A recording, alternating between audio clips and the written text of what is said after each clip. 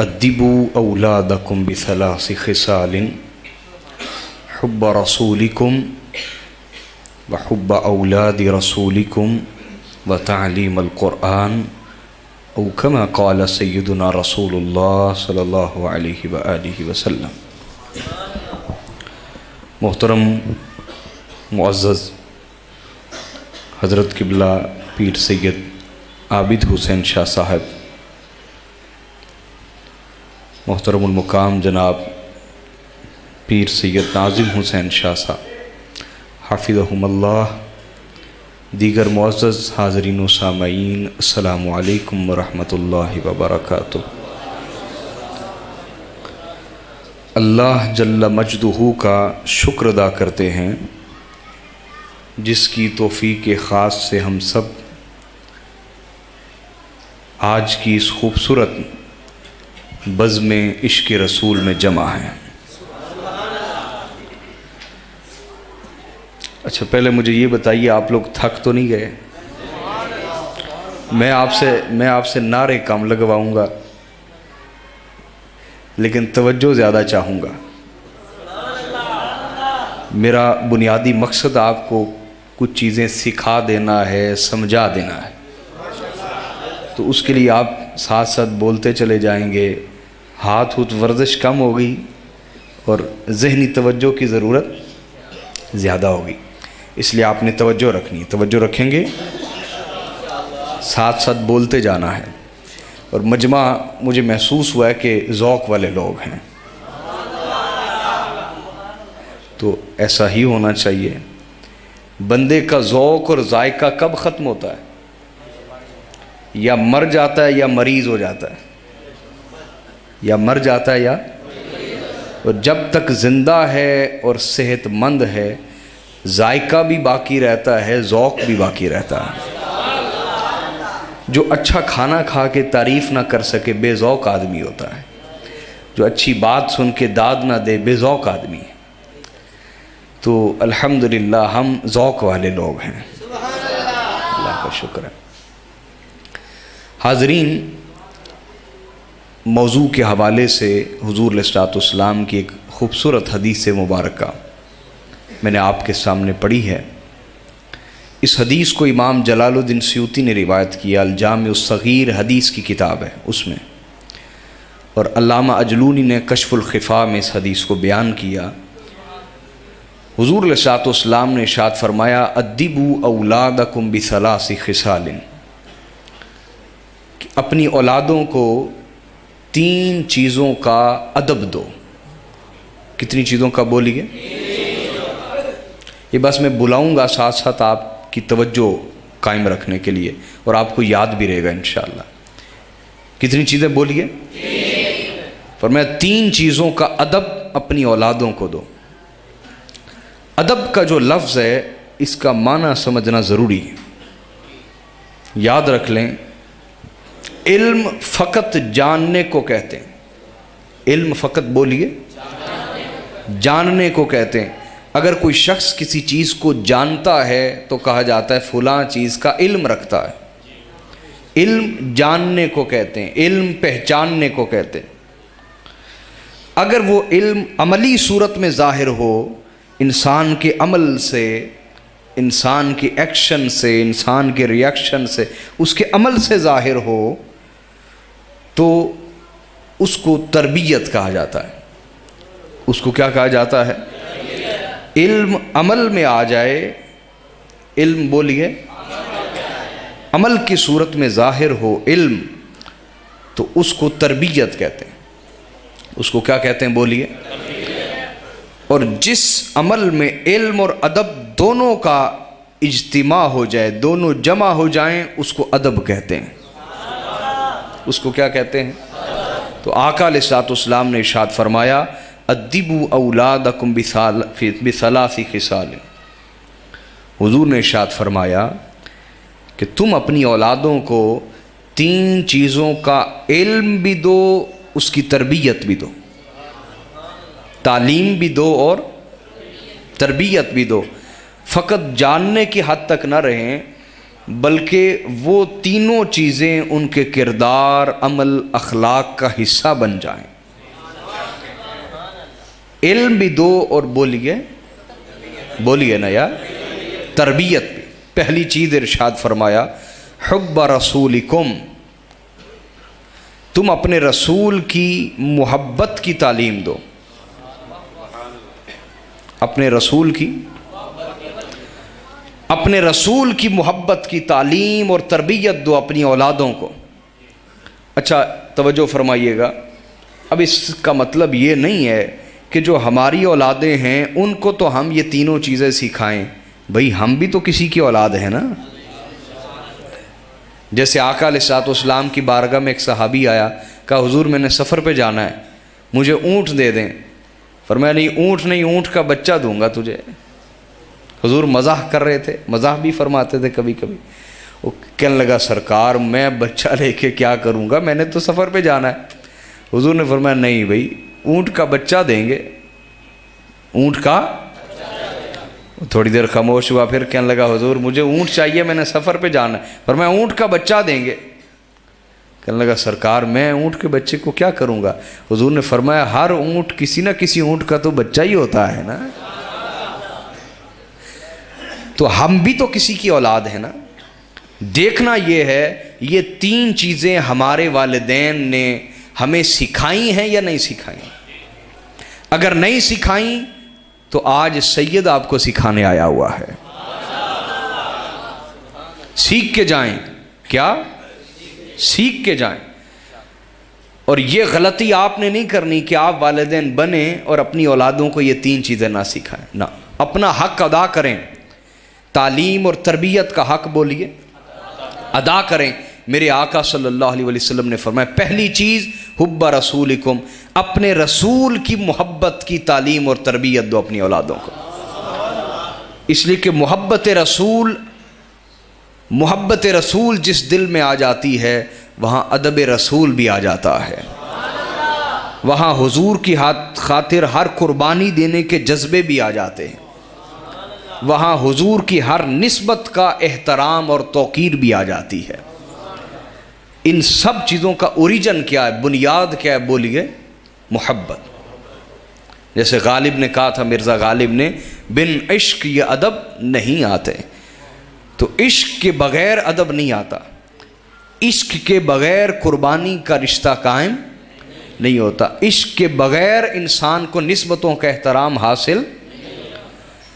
आप समझते हैं शायद लैला मजनू कोई झूठी कहानी होगी, नहीं, ये सच्ची कहानी थी। क्या सच्ची कहानी थी। और कैस जो था जिसको आप मजनू कहते हैं, ये बनु हाशिम में से था। और इसको सबसे पहले जिसने कहा ना तू मजनू है, वो इमाम हसन मुज्तबा है। एक दिन इमाम ने पूछा कैस से, कैस बताओ खिलाफत का हकदार कौन है। कहा जी खिलाफत का सबसे ज़्यादा हकदार मेरी लैला है।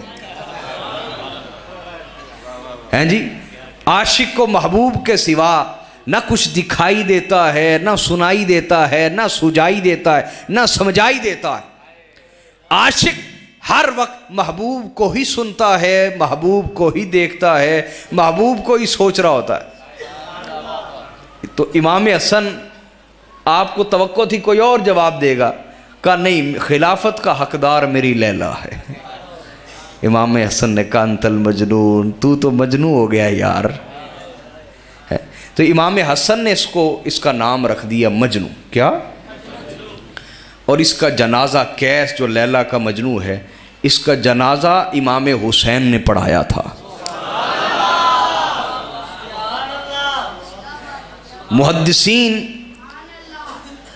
मुहद्दिसीन में बहुत खुश्क आलिम हुए अल्लामा इब्न तैमिया, जो अहले इल्म है उनको मालूम होगा, बड़ी खुश्क मिजाज, और किसी से इख्तिलाफ किया तो कुफ्र का हुक्म जारी कर दिया।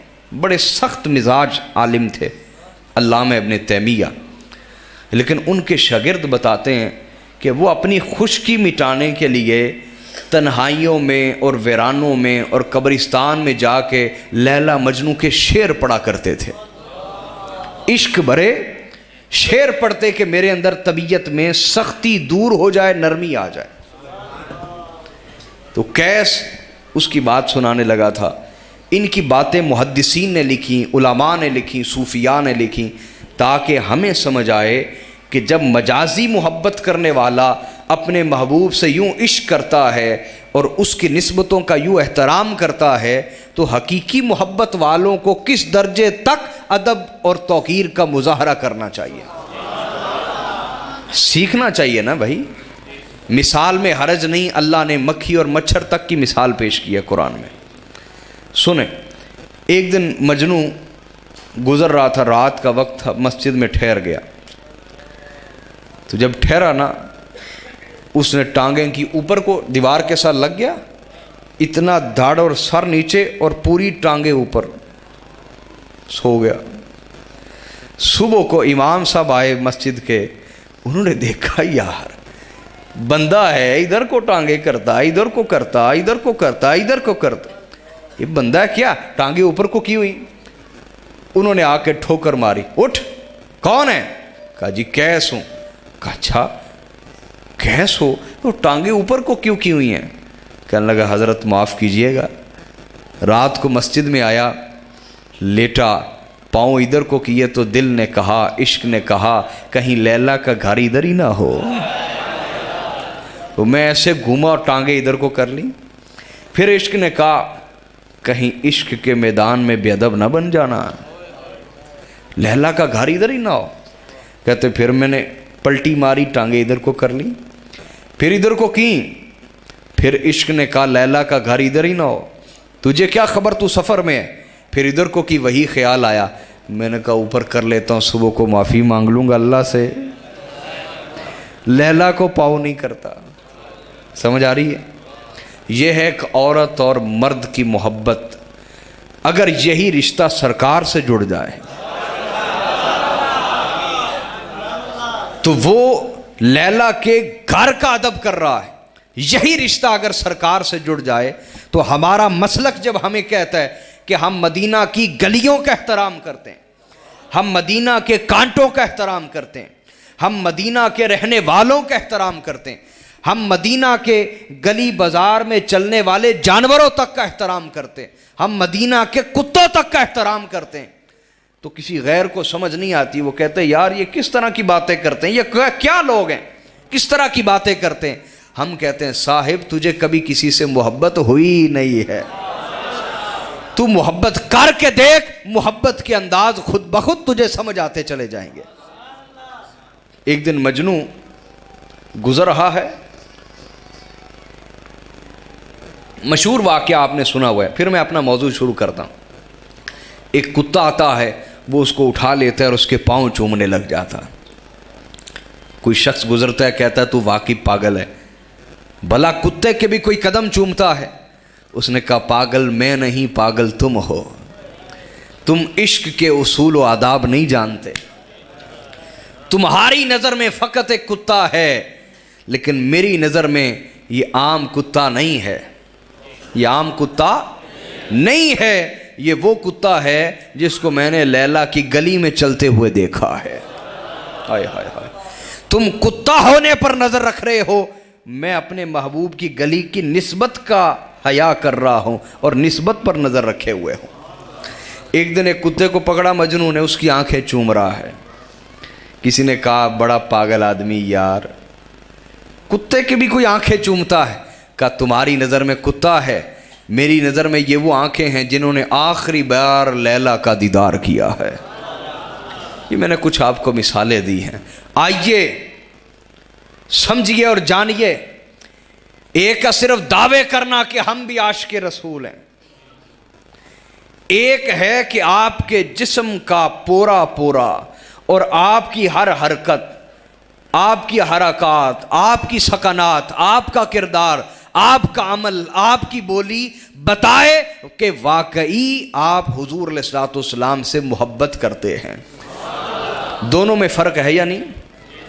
एक है हलक से ऊपर ऊपर दावे, एक है इंसान की हर हरकत बताए कि ये किससे मोहब्बत करता है, इंसान का किरदार बताए कि ये किससे मोहब्बत करता है। दो चीज़ों में फ़र्क है या नहीं? अब फ़र्क रखें और मैं और आप अपने गिरेबानों में जानते हैं। फिर देखते हैं हुजूर जो तालीम दे के गए और सहाबा ने जो हमारे सामने एक तस्वीर रखी मोहब्बत रसूल की, हम उस हवाले से कहाँ खड़े हुए हैं। क्यों भाई, मुहासबा नफ्स करने को तैयार हैं? मुहासबा नफ्स कहते हैं अपनी पकड़ करना, खुद अपनी खुद पकड़ करना। आइए सुने, ज़ौक़ से बैठे हैं। मोहब्बत रसूल की पहले तो अहमियत समझे। आका अलैहिस्सलाम ने इरशाद फरमाया, हदीस मशहूर है, इमाम बुखारी ने और मुस्लिम ने रिवायत किया। आका अलैहिस्सलाम ने इरशाद फरमाया, ला युमिनु अहदुकुम हत्ता अकून हब्बा इलैहि मिन वालिदिही व वलदिही वन्नास अजमईन। तुम में से कोई शख्स उस वक्त तक ईमान वाला नहीं हो सकता जब तक अपने वालिदैन, अपनी औलाद और तमाम इंसानियत से बढ़कर मुझसे मोहब्बत करने न लग जाए। सोचिए, हमें अपनी औलाद ज़्यादा प्यारी है या सरकार से रिश्ता मोहब्बत ज़्यादा है? सोचते जाना है साथ साथ। औलाद को मामूली सी भी तकलीफ़ हो, हमें रात भर नींद नहीं आती,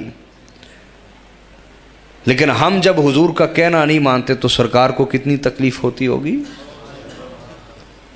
सोचने की बात है या नहीं?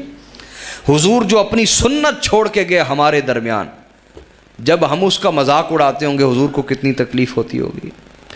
हुजूर अपनी अहले बैत हमारे दरमियान छोड़ के गए, हुजूर का ख़ानदान हमारे दरमियान मौजूद है। जब हुजूर का कलमा पढ़ने वाले हुजूर की आल औलाद के ख़िलाफ़ बोलते होंगे, हुजूर को कितनी तकलीफ़ होती होगी। सोचिए ना। तो मेरे आका ने फरमाया, हर रिश्ते से बढ़कर मुझसे मोहब्बत करेगा तब ईमान नसीब होगा। अगली हदीस सुन लें। हदीस को इमाम बुखारी ने रिवायत किया सही में, और इमाम अहमद बिन हम्बल ने हदीस को बयान किया अल-मुस्नद में। और हदीस के रावी हैं हज़रत अब्दुल्ला बिन हिशाम अंसारी। वो कहते कुन्ना मअन नबी सल्लल्लाहु अलैहि व आलिहि वसल्लम, कहते हम एक दफ़ा हुजूर के साथ जा रहे थे किसी सफ़र पर। फ़रसूलुल्लाह सल्लल्लाहु अलैहि वसल्लम आखिज़ुम बियदी उमर, हम बस चल रहे थे और आका अलैहिस्सलाम ने हज़रत उमर के हाथ में हाथ डाला हुआ था। कैसा खुशनसीब हाथ था। तो हज़रत उमर ने मौका पाते हुए अपना हाल बयान किया हुजूर से।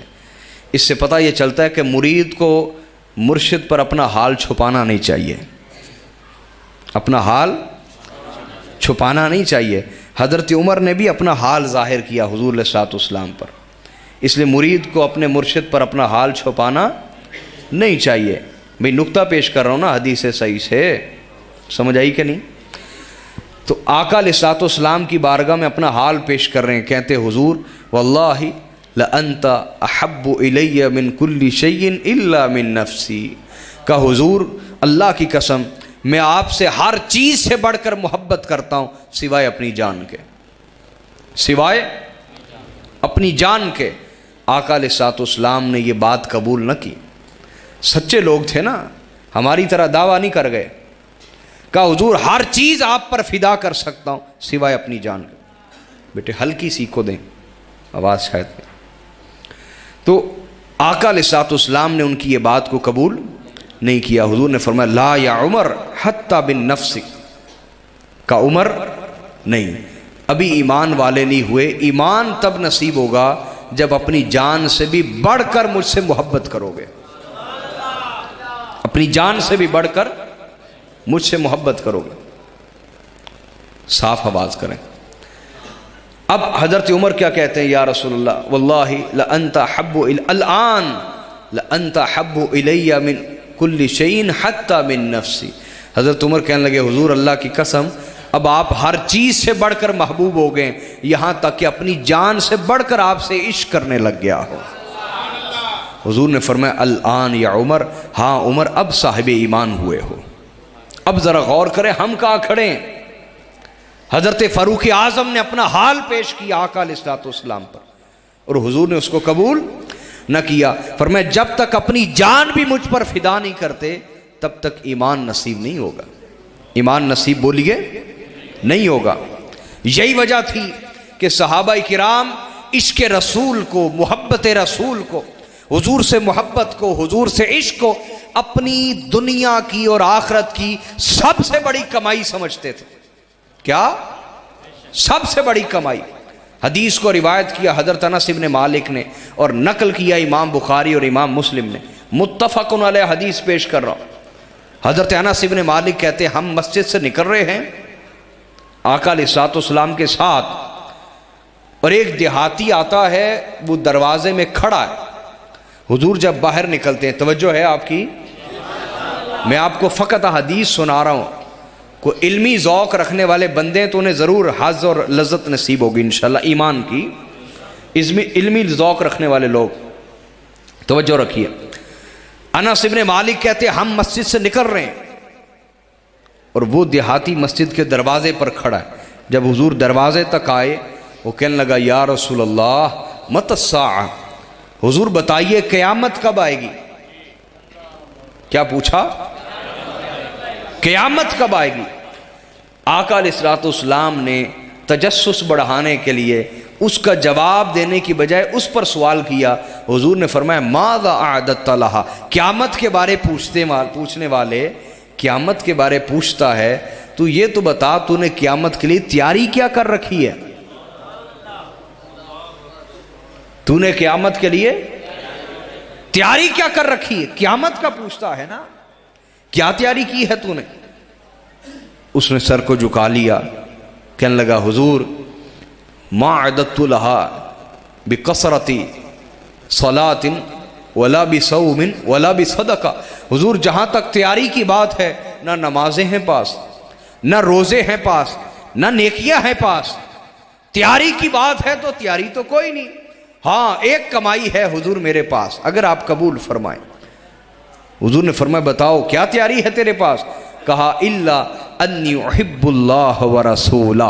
हुजूर एक कमाई है कि हर चीज से बढ़कर अल्लाह और उसके रसूल से मोहब्बत करता हो।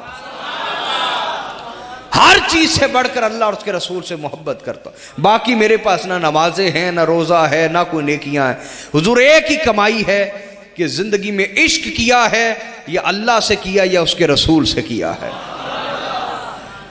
न माले दुनिया से इश्क किया, ना जमाले दुनिया से इश्क किया। मेरे जवान भी सुने और मेरे बुजुर्ग भी सुने, बुढ़ापे में माल की हिर्स बढ़ जाती है और जवानी में जमाल की हिर्स बढ़ जाती है। सुने, कहा आका न माले दुनिया से मोहब्बत की, ना जमाले दुनिया से मोहब्बत की।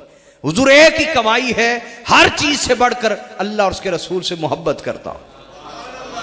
अब आका ने यह नहीं फरमाया ये भला कोई तैयारी है, ये फरमाया नहीं, बल्कि तैयारी को कबूल करते हुए फरमाया तुम्हें फिर मुबारक हो अंता मआ मन अहबब, जिससे मोहब्बत करता है क़यामत वाले दिन तू उसी के साथ होगा।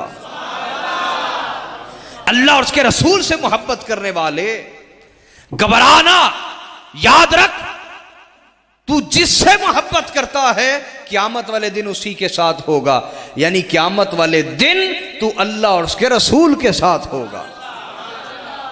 अब जिसको क़यामत वाले दिन सरकार की संगत नसीब हो जाए, हुजूर की माइयत नसीब हो जाए, हुजूर की कुर्बत नसीब हो जाए, सरकार की सोहबत नसीब हो जाए, बताइए उसे कोई गम रहेगा? उसे कोई परेशानी रहेगी? उसे किसी जिल्लत का सामना रहेगा? उसे किसी नाकामी का सामना करना पड़ेगा? ना ना, जिसे सरकार की संगत मिल गई, हुजूर की कुर्बत मिल गई, वाह वाह। जिसे सरकार की संगत और हुजूर की कुर्बत, वो तो बहुत बड़ी कुर्बत है ना। क्या? आइए मैं आपको हदीस सुनाता हूँ, हवाला मुझसे ले लीजिएगा। अगर मैं किसी बात का हवाला ना दे सकूँ तो मैं जिम्मेदार आदमी हूँ, सैयद हूँ, जिम्मेदार आदमी हूँ, मुझसे हवाला ले लीजिएगा, कमज़ोर बात नहीं करता। सुने, वो सरकार की संगत तो बहुत बड़ी चीज़ है, सरकार की सोहबत तो बहुत बड़ी चीज़ है। आका की हदीस के मुताबिक तुम आज हुजूर की आल औलाद के साथ जुड़ जाओ, हुजूर की नस्ल के साथ जुड़ जाओ। मेरे आका ने फरमाया जब क़यामत का मैदान होगा, लोग हिसाबो किताब दे रहे होंगे, मैं और मेरी अहले बैत, मेरी आल औलाद और उनसे मोहब्बत करने वाले, हमारे लिए दस्तरखान लगा होगा, हम खा पी रहे होंगे। क़यामत का दिन कईयों के लिए हिसाब किताब का दिन होगा, और आले मोहम्मद से मोहब्बत करने वालों के लिए दावत का दिन होगा। आई बात समझ या नहीं? बोलिए। तो आका ने फरमाया घबरा ना, घबरा, तू उसी के साथ होगा जिससे मोहब्बत करता है। तो सहाबा इसको सबसे बड़ी अपनी मता, सबसे बड़ी दौलत और सबसे बड़ी कमाई समझते थे। बोलिए सबसे बड़ी। अगली हदीस सुने। यही वजह है कि हुजूर अलैहिस्सलाम ने जो फरमाया उसमें हमारे मसलक की ताईद है। खराबी यह है कि आप अवाम ने दीन का नुकसान किया है। आप लोग जिम्मेदारान हैं दीन के नुकसान के। क्यों? इसलिए कि आप मिंबर पर किसी अहले इल्म को ला के नहीं बिठाते, शेर व शायरी वाले ला के बिठाते हैं। नात खां भी शेर सुनाए, नकीब भी शेर सुनाए, सुनाने चाहिए, दोनों का काम ही है। नात खां भी शेर सुनाए, नकीब भी शेर सुनाए, खतीब भी शेर सुनाए तो उसका नाम फिर नकीब रख देना चाहिए। क्यों भाई? आप लोग दीन का नुकसान करते हैं। 40-40, 50-50, 60-60, 70-70 हजार एक एक महफिल का देते हैं मुआवजा, और वो आके कख की बात नहीं बता के जाते। शेरो शायरी इधर की, उधर का नुक्ता इधर, इधर का नुक्ता उधर। आखो सुभान अल्लाह, ऊंची आखो सुभान अल्लाह। एक हाथ चौके, दो हाथ चौके, उन पीछे रह गई लत्ता, ओ लत्ता चौके कहो सुभान अल्लाह। मेरी बात का बुरा ना मनाइएगा। पीछे टांगे रह गई ना, और क्या रह गई, वो भी उठा के कहेंगे, उठा के कहें सुभान अल्लाह। मजाल है कुरान से बात करें, मजाल है सुन्नत मुस्तफा से बात करें, मजाल है इल्म और तहकीक से बात करें। वजह क्या है? उस पर मेहनत करनी पड़ती है। वजह क्या है? उसके लिए किताबें पढ़नी पड़ती हैं। एक एक दर्स के लिए दर्जनों किताबें पढ़ना पड़ती हैं, फिर एक खिताब तैयार होता है, इल्मी नौइयत का खिताब। मेरी बात समझ रहे कि नहीं समझ रहे? ये दीन का नुकसान आप लोग कर रहे हैं कि आप लोग अहले इल्म को सपोर्ट नहीं करते। शेर व शायरी वाले, माये टप्पे टोले पढ़ने वालों को आप सपोर्ट करते हैं। तो दीन का राग लगाने आप लोग सपोर्ट कर रहे हैं। सुने, मैं ये कह रहा हूं, अपने वकील मजबूत करें। क्या भाई? जिस वकील को लालच हो कि केस हल ना हो, हर तारीख पर पैसे मिलते रहें, काबिल तवज्जो नुक्ता है। जिस वकील के ज़हन में यह फतूर आ जाए कि हर तारीख पर पैसे मिले, केस हल ना हो, फैसला ना हो, वो कभी फैसला होने देता है? वो दोनों वकील मिल जाते हैं। क्या? हाँ बस ये फर्क है दूसरों में और आले मोहम्मद में। हम ये कहते भाई दूसरी तारीख पढ़े ही क्यों, एक ही तारीख पे आओ और ऐसे दलाइल दो कि हर एक को सच्चा फैसला करना ही पड़े। हमारा अकीदा कुरान और सुन्नत की बुनियाद पर कायम है। हमारा अकीदा शेर व शायरी की बुनियाद पर नहीं। शेर व शायरी अकीदे को ताईद देती है, शेर व शायरी ज़ौक़ बढ़ाती है, लेकिन अकीदा शेर व शायरी की बुनियाद पर होता, अकीदा कुरान और सुन्नत की बुनियाद पर। तवज्जो करें, ये जो हम कहते हैं कि अगर किसी के अमल में कमी भी हुई लेकिन सरकार से मोहब्बत करता हुआ, हुजूर की अहले बैत से इश्क करता हुआ, हुजूर के सहाबा का अदब और एहतराम करता हुआ अमल में कमी भी हुई तो बख्शिश की सूरत बन सकती है। और अगर अमल पहाड़ों जितने, नमाजें, रोजे, हज, ज़कात, तबलीग, जिहाद, ज़ाहरी वज़ाकता, शरीयत की पाबंदी हर तरह से हो, लेकिन इश्क रसूल हो, इश्क आले रसूल में कमी हो, ताज़ीम सहाबा में कमी हो, एहतराम औलिया में कमी हो, उसकी बख्शिश की सूरत हो सकती? बोलिए, ये हमारा अकीदा है या नहीं? सुने, मैं इस पर बुखारी और मुस्लिम की हदीस पेश करने लगा, शेर नहीं, हदीस सही पेश करने लगा। हदीस के रावी हजरत उमर फारूक। कौन रावी? बोलिए, हजरत। वो बयान करते हैं, कहते आका अलैहिस्सलाम का एक सहाबी था, उसका नाम था अब्दुल्ला। क्या नाम था? अब्दुल्ला उसका नाम था। शराब का आदी था, शराब हराम हो गई, आदत ना गई। अब आदत छोड़ना आसान तो नहीं होता ना, शुरू से आदत थी, पहले हराम नहीं थी, पीते थे, हराम हो गई, आदत ना गई। एक दफ़ा पकड़ के लाए गए, हुजूर ने सज़ा दी, कोड़े लगवाए। फिर न रह सके, पी बैठे, दूसरी दफ़ा फिर शराब पी ली, फिर लाए गए, हुजूर ने फिर सज़ा दी। तवज्जो फरमाए यार, तवज्जो फरमाए, बातें ना करें। तीसरी बार फिर शराब पी बैठे, लाए गए, सज़ा मिली। इस पर बाद सहाबा मस्जिद में बैठे थे, जिस तरह आप लोग नहीं तबसरा करते को ना आए तो हम मस्जिद में भी गीबत कर छोड़ते हैं ना। तो कुछ सहाबा बैठे थे, आका अलैहिस्सलाम का साथ ही घर है, हुजूर सुन रहे हैं, उनकी बातें सुन रहे हैं। उनमें से एक कहने लगा, अल्लाहुम्मा लअनहु मा अक्सर मा युअता बिह, अल्लाह उस पर लानत करे, कैसा अजीब आदमी, कई दफ़ा लाया गया, हुजूर ने सजा दी, फिर भी बाज नहीं आता, अल्लाह उस पर लानत करे। जब ये बात की, हुजूर से रहा ना गया।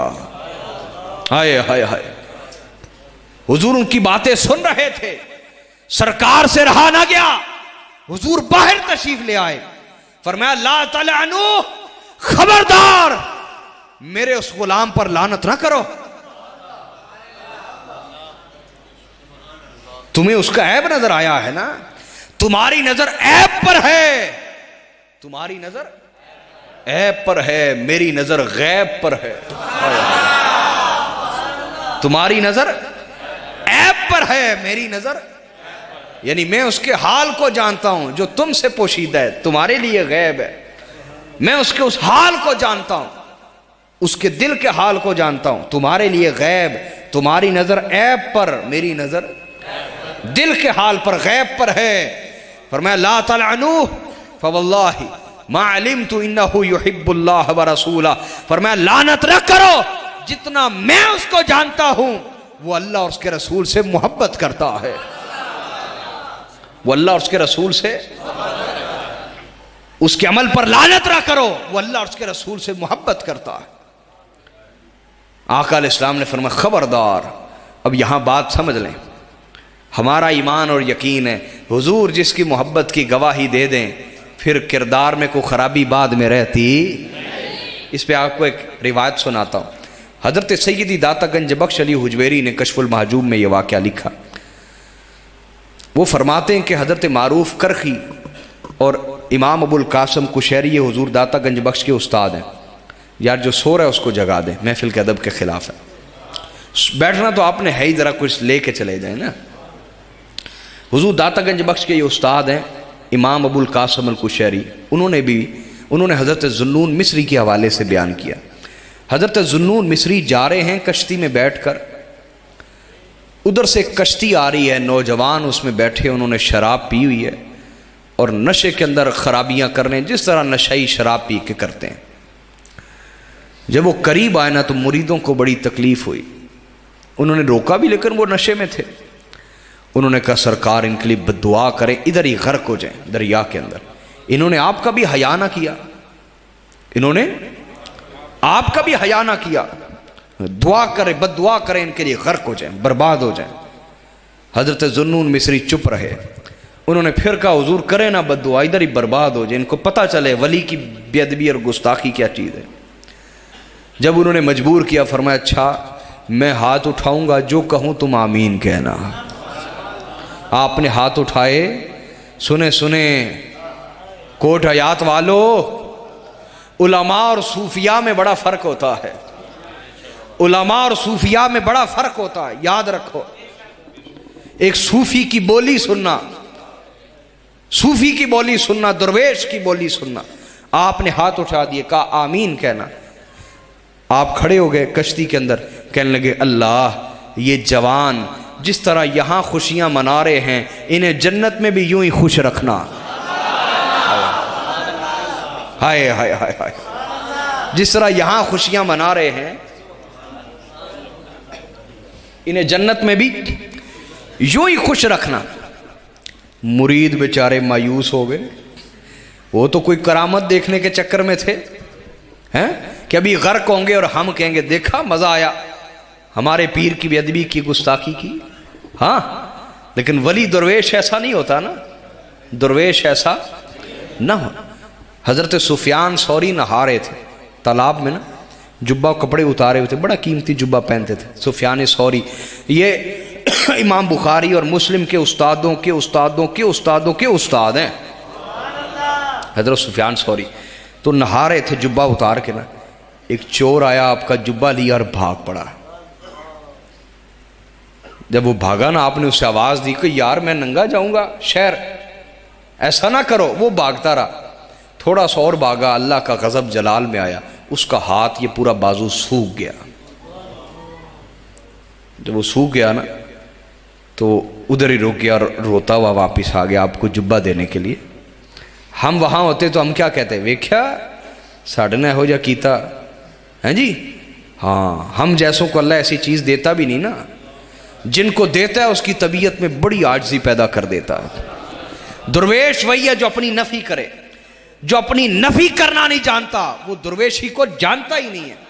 दुर्वेश होना तो बड़ी दूर की बात है, दुर्वेश होना तो बड़ी दूर की बात है। आए हाय हाय हाय।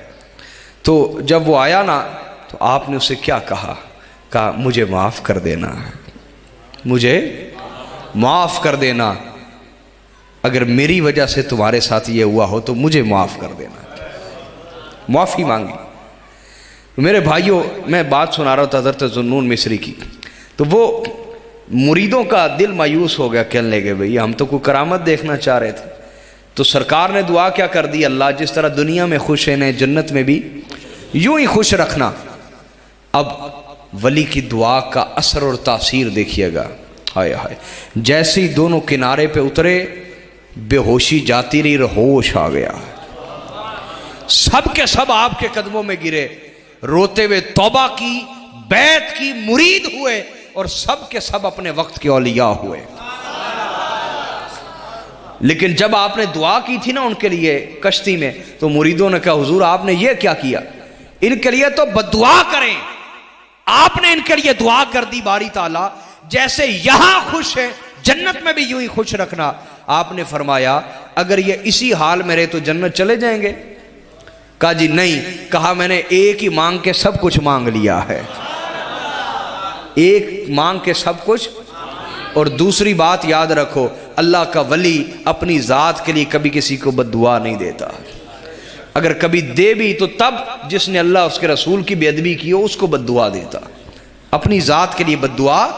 तो हमारा अकीदा है कि उस सहाबी का भी हाल बदल गया होगा। अच्छा, हज़रत उमर फ़ारूक से पूछा गया वो करता क्या था, एक तरफ तो शराब पी रहे, दूसरी तरफ हुजूर उसके खिलाफ बात भी नहीं करने दे रहे और कहते हैं कि वो अल्लाह और उसके रसूल से मोहब्बत करता है, वो करता क्या था। तो हज़रत उमर फ़ारूक ने फरमाया हाँ, वो मस्जिद यहाँ जहाँ जूतियाँ नहीं उतारते वहाँ बैठा रहता सारा दिन, हुजूर को देखता रहता और देखता कि हर कोई आता है हुजूर को अपना दुख सुनाता है, और हुजूर उसका दुख इतना महसूस करते हैं, इतना महसूस करते हैं कि उससे ज़्यादा दुखी हो जाते हैं। दुख सुनाने वाले से लजपाल बनना आसान तो नहीं है ना। हुजूर उसका दुख सुन सुन के इतना महसूस करते हैं कि उससे ज़्यादा दुखी हो जाते। अब जब वो देखता था ना कि सरकार बड़े दुखी हो गए, तो वो लतीफ़े बना बना के ज़हन में स्टोर रखता था। जैसे हुजूर को दुखी देखता, कोई लतीफ़ा सुना देता, हुजूर उस पर हंस पड़ते। सरकार लतीफ़ा सुनकर हंस पड़ते। हज़रत उमर फ़ारूक ने फरमाया बस उसका ये अमल था कि हर कोई आकर दुख सुनाता, वो आकर हुजूर को लतीफ़े सुनाता। हुजूर को बोलिए लतीफ़े सुनाता, हर कोई दुखी कर देता और वो हुजूर अलैहिस्सलाम को हंसा दिया करता था। बस हुजूर को लतीफ़े सुनाता, हंसाता था और खुश रखता था। इस वजह से आका ने फरमाया ये अल्लाह और उसके रसूल से मोहब्बत करता है। इससे हमारा दुख नहीं देखा जाता, इससे हमारा दुख बोलिए। तो हम ये कहते हैं सबसे बड़ी कमाई हुजूर से मोहब्बत है, हुजूर से बोलिए मोहब्बत है। और इसी चीज़ को साबित किया असहाबे रसूल ने। हज़रत काब बिन मालिक रदी अल्लाह ताला अन्हु ग़ज़वा तबूक हुई। जब ग़ज़वा तबूक हुई शदीद गर्मी थी, और गर्मी पाकिस्तान की नहीं अरब की गर्मी थी, शदीद गर्मी। और दूसरी आजमाइश ये थी कि जब ग़ज़वा तबूक हुई उस वक्त फल पक चुके थे बागों में और मंडियों में जाने के लिए तैयार थे। ये व्यापारी लोग और ये जो किसान लोग होते हैं, ये जब आखिरी वो दिन आ जाते हैं, ये बेचारे कर्जे के ऊपर चल रहे होते हैं और इनका ज़हन होता है कि बस फल तोड़ेंगे, मंडी में जाएगा, कर्जे अदा होंगे और बाकी पूरे साल का राशन आ जाएगा। यही सोच होती है जी। 2 आजमाइशें जमा हो गई। आका अलैहिस्सलाम ने फरमाया निकलो अल्लाह के लिए। रूम के खिलाफ, रूमियों से जंग हुई, तबूक लश्कर बना, हुजूर चल पड़े। काब बिन मालिक कहने लगे मेरे पास अरबी नस्ल का घोड़ा है, तो हुजूर इस्लाम के साथ तो अक्सर लोग पैदल हैं, मैं घोड़े पे बैठूंगा, हुजूर के साथ मिल लूंगा जाके। न गए। कभी आजकल मैं फल तोड़ूंगा, मंडी पहुंचेंगे, पैसे आ जाएंगे, घोड़े पे बैठूंगा, साथ मिल जाऊंगा जाके। लगे रहे अपने बाग में फल तोड़ने में, दिन गुजरते रहे। दिन काफ़ी गुजर गए, दिन काफ़ी गुजर गए। तवज्जो मेरी तरफ। हत्ता कि खबर आई कि हुजूर वापस आ रहे हैं। अब कहते जब ये खबर आई ना कि हुजूर वापस आ रहे हैं, ऐसे ज़मीन निकल गई पाँव के नीचे से, ज़मीन निकल गई। सोचने लगे कैसे सामना करूंगा सरकार का।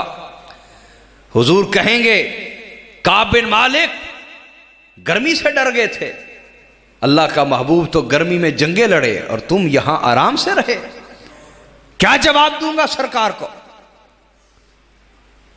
दिल दिल में परेशान, शर्मिंदा, नादिम, रो रहे। बाकी जो लोग न गए 80 लोग थे, सारों ने कहा हम तो ये बहाना लगाएंगे जान छूट जाएगी, उसने कहा ये बहाना लगाएंगे, उसने कहा ये बहाना। मुनाफिकीन थे, उन्होंने बहाने याद कर लिए। अब ये 3 लोग थे जो सच्चे मोमिन थे, तीनों ने कहा बहाना भी लगाएं तो किससे, कोट याद वालों। फाजले बरेली ने कहा, मफहूम है उनके शेर का, कि जब खुदा सबसे बड़ा गैब है, खुदा ही तुझसे छुपा ना रहा तो कोई गैब तुझसे क्या छुपा रहा होगा। सबसे बड़ा गैब तुझ पे जाहिर हो गया जी। तो कहने लगे बहाना भी लगाएं तो किसके सामने, जो नबी दिलों के हाल जानता है। सच बोलेंगे हुजूर, फिर जो सजा दें मंजूर होनी चाहिए। सरकार आ गए, फरमाया बुलाओ सबको, जो लोग जंग पे नहीं पहुंचे। सब आते रहे, झूठे बहाने सुनाते रहे। हुजूर उनके बहाने सुन सुन के फरमाया ठीक है जाओ जाओ। अब जब अपने आए ना, अपने आए, मकतबे इश्क का उसूल भी निराला देखा, उसको छुट्टी ना मिली जिसने सबक याद किया है जी। तो अपनों के लिए फिर सरजनिश भी होती है।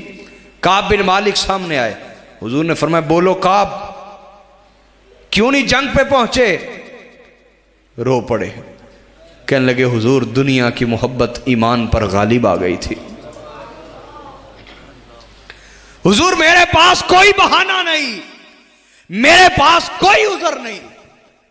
हुजूर दुनिया की मोहब्बत, माल की मोहब्बत ईमान पर गालिब आ गई थी, इसके सिवा कोई बहाना नहीं मेरे पास। सच बोल रहा हूं हुजूर, सच बोल रहा हूं। हुजूर ने फरमाया उठो मेरे सामने से चले जाओ, आइंदा मुझे सलाम ना करना। काब बिन मालिक कहते हैं जब हुजूर ने मुझे अपने दर से उठाया, जो तेरे दर से यार फिरते हैं, हाय हाय हाय, दर बदर यूं ही खार फिरते हैं, यूं उठे हम उनकी महफिल से जैसे कोई जहां से उठता है। हाय हाय हाय, उनकी महफिल से यूं उठे जैसे कोई जहां से उठता है। कहते जैसे ही सरकार ने फरमाया उठो, आइंदा सलाम मत करना, कहते यूं लगा कि कलेजा चिर गया है, जिगर पारा पारा हो गया है, जिगर कट गया है। यूं उठे जैसे कोई जहान से उठता। हुजूर ने फरमाया खबरदार कोई काब बिन मालिक को सलाम ना करे। काब बिन मालिक कहते मैं उठा, गली बाजार से गुजरा, जहां से गुजरता, ये वही गलियां बाजार थे जहां हर कोई मुझे जानता था, जहां से गुजरता लोग मुझे सलाम किया करते थे। अब मैं किसी को सलाम करूं सब लोग मुझसे चेहरा फेर लेते थे। मैं सलाम करता था, कोई मुझे जवाब नहीं देता था, मुंह फेर लेते थे। यहां तक कि हजरत काब बिन मालिक कहते मैं मस्जिद में आता, सरकार को सलाम करता, हुजूर चेहरा फेर लेते। जब हुजूर चेहरा फेरते यूं लगता कि जैसे कायनात सारी फिर गई हो, मुकद्दर फिर गए हो। और मेरे पल्ले कुछ न रहा हो। मेरे भाइयों सुने हमारा जो अकीदा है, जब हुजूर तबूक पर गए थे, काब बिन मालिक ने पीछे से नमाज पढ़ना नहीं छोड़ी थी, तिलावत करना नहीं छोड़ी थी, कुरान पढ़ना नहीं छोड़ा था, तस्बीह और जिक्र नहीं छोड़ा था। किस चीज में कमी कर दी? मोहब्बत में कमी कर दी। मोहब्बत में कमी हुई ना, मोहब्बत में कमी हुई। बाकी इबादतें, रियासतें, जिक्र, अज़कार तो जारी था हजरत काब बिन मालिक का। यह है हमारा अकीदा। हम कहते हैं कि फाज़िल बरीली ने कहा, जुमला साबित हुआ कि जुमला फराइज फुरू हैं, असलुल उसूल बंदगी उसी ताजवर की है। असल इबादत सरकार से रिश्ता है, असल इबादत हुजूर से मोहब्बत और इश्क का ताल्लुक है। उसमें कमी है, बाकी सब कुछ भी है तो कुछ नहीं है। काब बिन मालिक कहते हुजूर चेहरा फेरते और ऐसे दिल पर छुरियां चलती, कलेजा चिर जाता, दिल कट जाता। यहां तक हालात आए कि मेरे आका ने फरमाया, गली बाजार में तो पहले कोई सलाम नहीं करता था। यहां तक कि एक दिन फरमाते कि एक मेरे दोस्त का घर था। क्या? दोस्त का घर। याद उसकी आई, मैं उसकी दीवार पे चढ़ गया, वो अंदर बैठा था, मैंने उसको सलाम किया। उसने कहा, खबरदार, जिससे हुजूर ने मुंह फेर लिया हमने भी उससे मुंह फेर लिया, मत करो सलाम हमें। रोते हुए दीवार से नीचे उतर आए। हुजूर ने अगला फरमान जारी किया। हुजूर ने फरमाया, इसके बीवी बच्चे भी इसके साथ न रहे, छोड़ दें इसके बीवी बच्चे भी, इसको कोई इसके पास घर में ना रहे, बीवी बच्चे भी छोड़ जाएं। काब बिन मालिक रोते हुए सरकार की बारगाह में आ गए। कहा, हुजूर अगर मैं ऐसा वाकई हो गया हूं, आप कहें तो बीवी को तलाक ना दे दूं कि मेरे साथ रहने के काबिल जो ना रही, तलाक ना दे दूं। हुजूर ने फरमाया, नहीं, तलाक नहीं देनी, बस जुदा हो जाएं, कोई काब बिन मालिक के साथ ना रहे। फरमाते हैं कि मैं तन्हा रोता, आंसू बहाता, लेकिन सच बोलता। हुजूर के सामने मैंने कोई बहाना ना लगाया, कोई उज़र पेश ना किया जैसे दूसरों ने जान छुड़ा ली। यहां तक हालात आए, गस्सान के बादशाह ने खत लिखा हजरत काब बिन मालिक को। गस्सान के बादशाह ने, मुल्क है, खत में क्या लिखता है? कहते हैं, काब बिन मालिक, हमें पता चला है कि तेरे साहिब तुझसे रूठ गए, उन्होंने तुझसे मुंह मोड़ लिया है, लेकिन तू इस लायक नहीं कि तुझसे मुंह मोड़ा जाए। आजा हमारे पास आ, हम तेरी बड़ी कदर करेंगे और तुझे इतना नवाजेंगे कि तू राजी हो जाएगा। जब वो खत हजरत काब बिन मालिक तक पहुंचा, कोट हयात वालों, कभी आशिक बन के जरा ये इस खत की खबर सुनो, फिर तुम्हें पता चलेगा कि आशिक के दिल पर क्या बीतती है। दुनियादार के लिए तो बहुत बड़ी पेशकश है, आशिक बन के सोचो उस खत ने क्या तकलीफ पहुंचाई होगी। जब वो खत एलची लेके आया, सफीर एलची लेके आया, उस खत को हजरत काब बिन मालिक ने पढ़ा, चीखे मार के रोने लग गए, खत को फाड़ दिया, कहने लगे, आका अब मुझ पर यह हाल भी आना था कि गैर मुझसे गद्दारी की तवक्को करने लग गए हैं। क्या मुझ पर यह वक्त भी आना था, गैर मुझसे गद्दारी की तवक्को करने लग गए? हुजूर ये वक्त भी मुझ पे आना था। ये कहा और खत को फाड़ दिया और कहा एलची से, अपने बादशाह से जाके कहना, अभी तो मेरे आका ने मुझसे मुंह मोड़ा है ना, अभी तो मुंह मोड़ा है, अगर वो जूते मार के भी मुझे अपने दर से निकाले तब भी उनका दर छोड़ के कभी नहीं जाऊंगा। अभी तो मुझसे मुंह मोड़ा है, जूते मार के भी अपने दर से निकाले तब भी उनका दर छोड़ के नहीं जाऊंगा। एक का ये हाल और एक का हाल ये था कि मस्जिद के सुतून के साथ खुद को बांध लिया। ये तीन लोग थे। कहा, मैंने बांध लिया है, भूखा प्यासा रहूंगा, यहां रहूंगा, भूखा प्यासा रहूंगा, मुझे खोलेंगे तो सरकार ही खोलेंगे। बिलाखिर अल्लाह की रहमत को जोश आया, अल्लाह ताला ने इन तीनों की तौबा का ऐलान किया। फरमाया, वो मेरे बंदे जिन पर दुनिया वसी और खुली होने के बावजूद तंग हो गई। उन्हें यूँ लगा कि सारी दुनिया तंग होकर यहाँ तक आ गई है, न दुनिया में कोई और है, न दुनिया में हमें कोई जानने वाला है, न दुनिया में हमारा कोई गमखार है। क्यों? क्योंकि सरकार ने जो मुंह मोड़ दिया है। अल्लाह ने ऐलान तौबा जब किया, एक सहाबी दौड़े, कहा काब बिन मालिक बशारत हो, बशारत हो, अल्लाह ने तुम्हारी माफ़ी का ऐलान कर दिया। जो जुब्बा पहना था उसी वक्त उतारा। कहा मेरे भाई तुझे मुबारक, तुझे भी मुबारक। जुब्बा उतारा और उससे जुब्बा पहना दिया।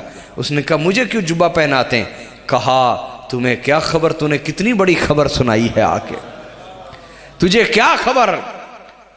मैं तो समझा था कि मेरा मुकद्दर दोज़ख हो चुका है, शुक्र है कि उसकी बारगाह में आंसू काम आ गए। तो हाज़रीन, असहाबे रसूल ने बताया है कि नमाजें, रोज़ें, ज़कातें, ये सब अहकाम हैं। इश्क़ रसूल ईमान है। इश्क़ रसूल बोलिए ईमान है। कुछ लोग सारा साल नमाज पे बात करते हैं, वुज़ू पे बात करते हैं, गुस्ल के तरीक़ों पे बात करते हैं। हम कहते हैं अगर ये ना आए नमाज खराब होती है। जो हम दर्स देते हैं ये ना आए तो ईमान खराब होता है। इसलिए हम ये मिलाद की महफिल सजाते हैं। ये मिलाद की महफिलें इश्क़ रसूल की तरवीज का सबब है। ये मिलाद की महफिलें इश्क़ रसूल दिलों में पैदा करती हैं। ये मिलाद की महफिलें ताज़ीम रसूल सिखाती हैं। ये मिलाद की महफिलें अदब रसूल सिखाती हैं। ये मिलाद की महफिलें तौक़ीर रसूल सिखाती हैं। इस वजह से हम वो तरीक़ा दर्स रखते हैं जिसके ज़रिए से हुजूर का इश्क भी बढ़े, हुजूर की सुन्नत की इशाअत भी हो और हुजूर अलैहिस्सलाम की फर्मा बरदारी के जज्बे भी दिल में पैदा हो जाए। हाज़रीन, एक और वाक़या आपको सुनाता हूँ, तवज्जो है आपकी। हज़रत अब्दुल्ला बिन हुज़ाफ़ा सहमी, इस वाक़े को लिखा मुहद्दिस इब्नुल जौज़ी ने अपनी किताब बहरुद्दुमू के अंदर। वो लिखते हैं कि जब रूम से जंग हो रही थी तो एक सहाबी हज़रत अब्दुल्ला बिन हुज़ाफ़ा सहमी, ये लीडर थे और इनके साथ पूरा गिरोह सहाबा को वो पकड़ा गया। जंग के दौरान झड़प हुई, पकड़े गए। 100 से ज़्यादा सहाबा थे, पकड़े गए। अब जब पकड़े गए तो बादशाह ने कहा अब्दुल्ला, अपने सामने बुलाया ना, कहा हमारा दीन कबूल कर लो, ईसाइयत कबूल कर लो, तुम्हें नवाज देंगे। बड़े खूबसूरत थे अब्दुल्ला बिन हुज़ाफ़ा और साहिब इज़्ज़त थे अपने कबीले में, इलाके में। कहा हम तुझे नवाज देंगे, तुझे गवर्नर बनाएंगे। रूम अमेरिका था उस दौर का, अमेरिका सुपर पावर थी। कहा गवर्नर बनाएंगे, नवाज देंगे, हमारा दीन कबूल कर लो। आपने फरमाया ए कैसर, रूम के बादशाह का नाम कैसर था। कोटयात वालों, आपको बात समझ आई तो मुझे पता चल जाएगी समझ आई कि नहीं आई। सुने, उसने कहा हमारा दीन कबूल कर लो, सबकी जान भी बख्श दूंगा, गवर्नर भी बना दूंगा, नवाज दूंगा, और अगर कबूल नहीं करोगे तो फिर सब के लिए मौत है। हज़रत अब्दुल्ला बिन हुज़ाफ़ा सहमी ने कहा ए कैसर, जिंदगी के फैसले वो करते हैं जिनकी जिंदगी अपनी हो। हाय हाय, जिंदगी के फैसले वो करते हैं जिनकी जिंदगी अपनी हो। हमने तो जिस दिन से कलमा पढ़ा है, जिंद जान अपने सरकार के नाम लगा दी है। जान अपनी है ही नहीं तो फैसले क्या करें। उसने कहा अच्छा, मुझे फिर मनवाना आता है, कल का इंतज़ार करो। उसने अपना दरबार लगवाया पूरी ठाठ बाट से और एक बड़ा कड़ाह मंगवाया, उसमें तेल डलवाया और तेल को इतना तपा दिया गया, गरमा दिया गया। उसने कहा मेरे सामने मछली फेंको, अगर ये बुन गई जाते ही तो मैं समझूंगा तेल गर्म हुआ है। ऐसे ही किया गया, मछली जाते ही बुन गई। इतना गर्म तपाया गया, तेल को इतना गरमाया गया। उसने कहा अब्दुल्ला तुम हो इनका लीडर, अब भी बताओ मौका है, ईसाइयत कबूल करते हो? फरमाया कि जो जवाब देना था वो तुम्हें कल दे चुका हो, क्या वही जवाब दोबारा सुनना चाहते हो? उसने कहा अच्छा चलो कोई बात नहीं, हमें मनवाना आता है।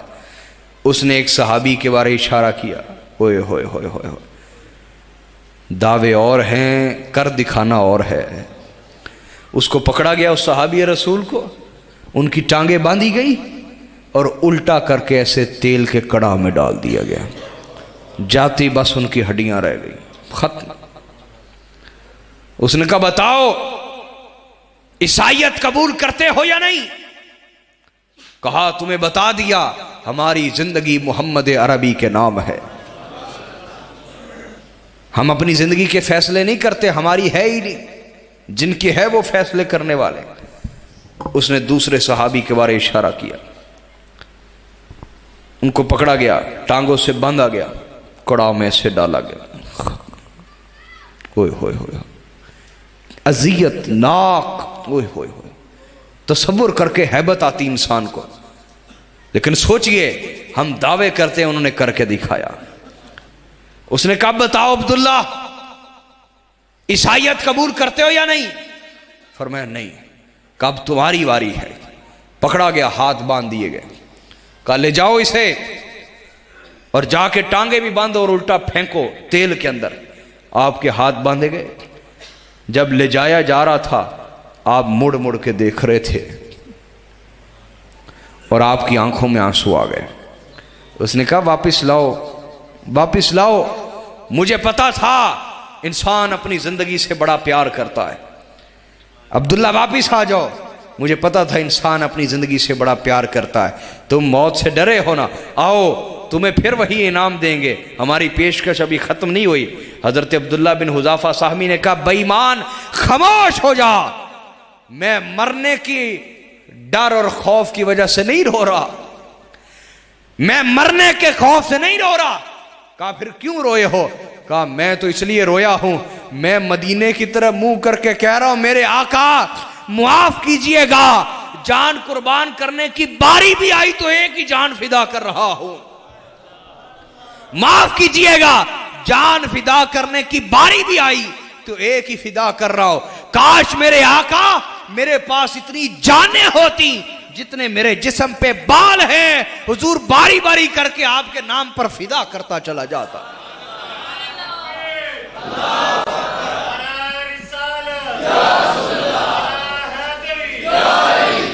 हुजूर माफ कर दीजिएगा, आज फिदा करने की बारी भी आई तो एक जान फिदा कर रहा। काश मेरे पास इतनी जानें होती जितने जिस्म पे बाल हैं, हर जान आपके नाम पर फिदा कर देता। जब उसने ये जज्बे देखे, कैसर कहने लगा मैंने बड़ी बड़ी दीवानी कौमें देखी हैं, लेकिन असहाबे मोहम्मद जैसा इश्क किसी में नहीं देखा। उसने कहा मेरा माथा चूम लो, तुम सब आज़ाद हो। तो हज़रत अब्दुल्ला बिन हुज़ाफा ने कहा इसमें कोई हरज नहीं। आप आए, कैसर का माथा चूमा, कहा जाओ सब इज्जत के साथ जाओ, तुम सब आज़ाद हो। वहाँ से दौड़े मदीना पहुँचे, हज़रत उमर फ़ारूक का दरबार लगा हुआ था।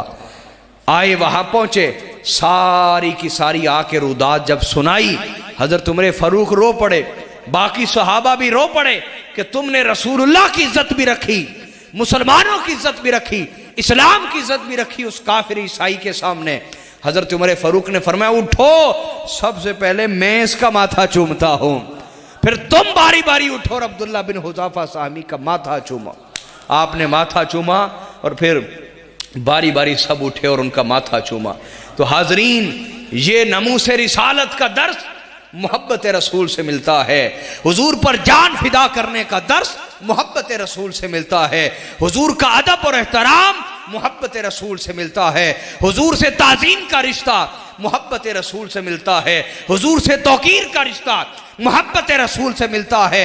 हुजूर की हर निस्बत से प्यार मोहब्बत रसूल से मिलता है। आका अलैहिस्सलाम के गली बाजार से इश्क और मोहब्बत का रिश्ता हुजूर की मोहब्बत से मिलता है। जिक्र मदीना से प्यार मोहब्बत रसूल से मिलता है। हुजूर के हर जहत, हर जाविये, हर निस्बत से मोहब्बत और हर निस्बत का अदब व एहतराम मोहब्बत रसूल से मिलता है। यही वजह है कि मिलादुन नबी की महफिलें सबसे बढ़कर मोहब्बत रसूल ही का दर्स देने वाली है। आइए मैं अब इख्तिताम की तरफ चलता हूँ। आका ने फरमाया कितनी चीज़ों का दर्स देना अपनी औलादों को, एक समझा दी, फरमाया अपने रसूल की मोहब्बत। दूसरा इरशाद फरमाया वहुब्बा औलादी रसूलिकुम, अपनी औलादों को, कोटयात वालों जाग जाओ जरा यार, जाग जाओ, मेरी तरफ तवज्जो करो। आका ने फरमाया दूसरी चीज जो अपनी औलादों को सिखाओ भी, तरबियत भी दो, देखो उनके अंदर आई या नहीं आई, नहीं आई तो और सिखाओ, आ गई है तो और बढ़ाओ। दूसरी चीज क्या है? फरमाया अपने रसूल की औलाद की मोहब्बत, अपने रसूल की औलाद की मोहब्बत, मोहब्बत आले मोहम्मद। हजरत शाह वलीउल्लाह मुहद्दिस देहलवी ने फरमाया अहले सुन्नत की पहचान इश्क आले मोहम्मद और ताज़ीम सहाबा है। हम तमाम सहाबा का अदब करने वाले हैं और आले मोहम्मद से इश्क करने वाले हैं। ए अहले सुन्नत, ये मसलक अगर मदीना के गली बाजार का एहतराम का दर्स दे, ये मसलक अगर मदीना के कांटों तक के एहतराम का दर्स दे, ये मसलक अगर मदीना के चौपाइयों और जानवरों कुत्तों तक के एहतराम का दर्स दे, और उस मसलक का नाम लेने वाले आले मोहम्मद के खिलाफ बोले, आले रसूल के खिलाफ बोले, आले रसूल के खिलाफ जुबान खोलें, आले मोहम्मद से नफरत करें, आले मोहम्मद से हसद करें, आले मोहम्मद से दिलों में बुग़्ज़ और नफरत रखें, तो या तो ये सुन्नी नहीं रहे, सुन्नियत खत्म हो गई, या फिर सुन्नियों में कुछ लोग ऐसे शामिल हो गए जो फैलाना यजीदियत चाहते थे तो डायरेक्ट नहीं फैला सके, उन्होंने खुद को सुन्नी कहा और यजीदियत फैलाना शुरू कर दी। दो बातों में से कोई एक बात तो है या नहीं बोले?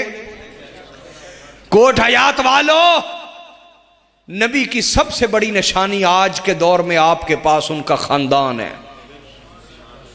कुरान हो तो वो भी किताबी सूरत में, हदीस हो तो वो भी किताबी सूरत में, उससे वाह नहीं पड़ता। पंजाबी का लफ्ज बड़ा जामे, वाह पहना वाह, उससे वाह नहीं पड़ता। आपकी करबला 1400 साल वाली पुरानी करबला नहीं, आपका इम्तिहान आपके दौर के सदात के साथ है।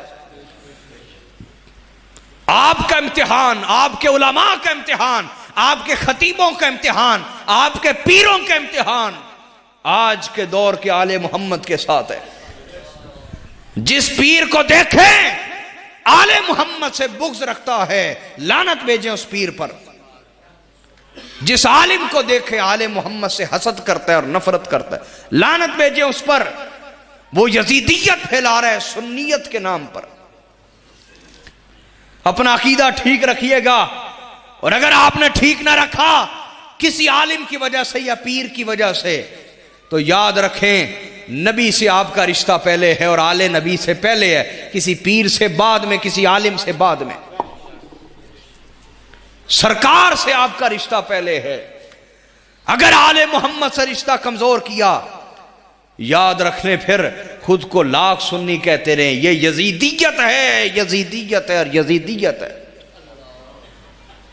अगर यह रिश्ता कमजोर हो गया तो याद रखें सिर्फ आप ही को अपनी औलादे प्यारी नहीं है, सिर्फ आपको ही अपनी औलादे प्यारी नहीं। सुने मेरे आका ने क्या फरमाया है। हुजूर ने इरशाद फरमाया ला युमिनु अब्दुन हत्ता कुना हब्बा इलैहि मिन नफ्सिही। हुजूर ने फरमाया चार चीजें किसी में जमा ना हो वो ईमान वाला नहीं हो सकता। बोले कितनी? जरा जागे यार, जागे। मैं भी रातों का जागा हुआ आदमी हूं, मेरी तबीयत पे भी तरस खाएं और बोलें, कुछ सुन लें, कुछ सीख लें। कितनी बोलिए? चार। फरमाया चार चीजें जमा ना हो किसी में ईमान नहीं आ सकता। क्या?